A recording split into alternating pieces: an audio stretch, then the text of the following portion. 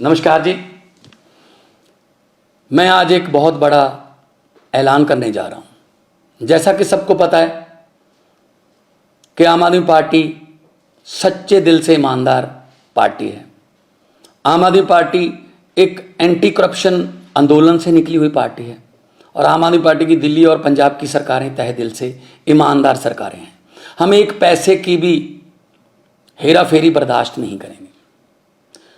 जब मैं पंजाब में चुनाव प्रचार करता था, गांव-गांव जाता था, कस्बों में जाता था, तो लोगों के चेहरे पर मैं एक उम्मीद देखता था। लोगों की आंखों में एक उम्मीद मुझे नजर आती थी कि शायद कोई आएगा जो हमें भ्रष्टाचार की इस दलदल से बचाएगा। जब मेरा नाम मुख्यमंत्री के लिए अनाउंस किया गया, तब भी मुझे अरविंद केजरीवाल जी ने कहा था कि भगवंत जो मर्जी हो जाए, हमने भ्रष्टाचार बर्दाश्त नहीं करना। मैंने उनको वचन दिया था कि एक पैसे के भी हेरा फेरी बर्दाश्त नहीं करेंगे, चाहे वो अपने हों हेरा फेरी करने वाले, चाहे बेगाने हों। इसी सिलसिले में मेरे ध्यान में एक केस आया कि मेरी सरकार का, पंजाब सरकार का कैबिनेट मंत्री अपने डिपार्टमेंट में टेंडर और बाकी खरीद फरोख्त में से 1% कमीशन मांग रहा था। तो मैंने उसको गंभीरता से लिया।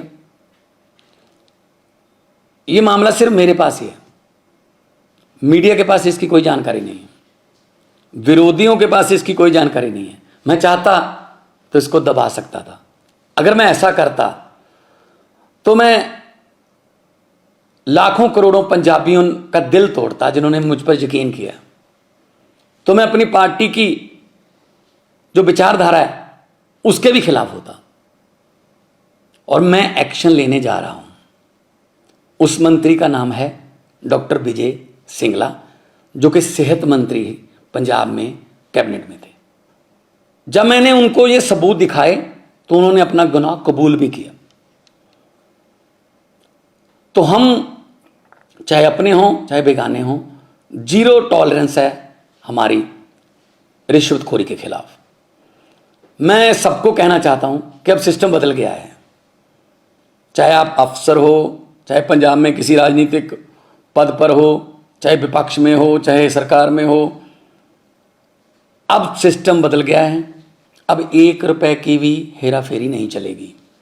हम 1%, लोगों का 1% पैसा भी बचाएंगे। लोगों की जेबों पर डाका नहीं डलने देंगे। और ये इतिहास में दूसरी बार हो रहा है। 75 साल इतिहास हो गया देश का, आज़ादी को बाद 75 साल हो गए। ये दूसरी बार हो रहा है इतिहास में। पहले 2015 में अरविंद केजरीवाल जी ने अपने फूड सप्लाई मिनिस्टर को 5-6 लाख रुपया ऑडियो पर मांगते हुए, उसी ऑडियो को सुनकर उनको मंत्रिमंडल से बर्खास्त किया और केस सीबीआई को दिया। और आज पंजाब सरकार ये फैसला लेने जा रही है। कुछ विपक्षी पार्टियां वाले ये सवाल उठा सकते हैं कि जी देखो, 2 महीने में ही भगवंत मान की सरकार में एक करप्ट मंत्री पकड़ा गया। मैं उनको ये बताना चाहता हूं कि उस पर एक्शन भी मैं ही ले रहा हूं।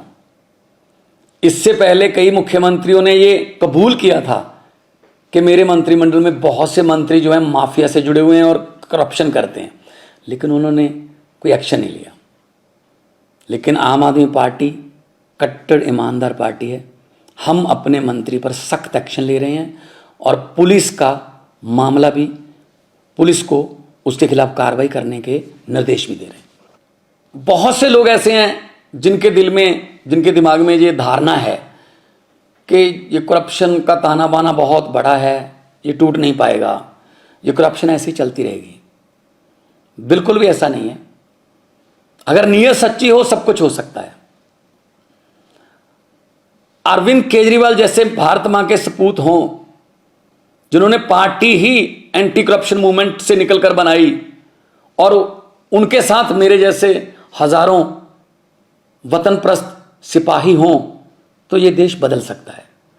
भगत सिंह जी को ये कभी भी चिंता नहीं थी आज़ादी कैसे आएगी। उनको चिंता ये थी कि आज़ादी के बाद देश कौन से हाथों में जाएगा, कहीं फिर तो नहीं लूट मचेगी।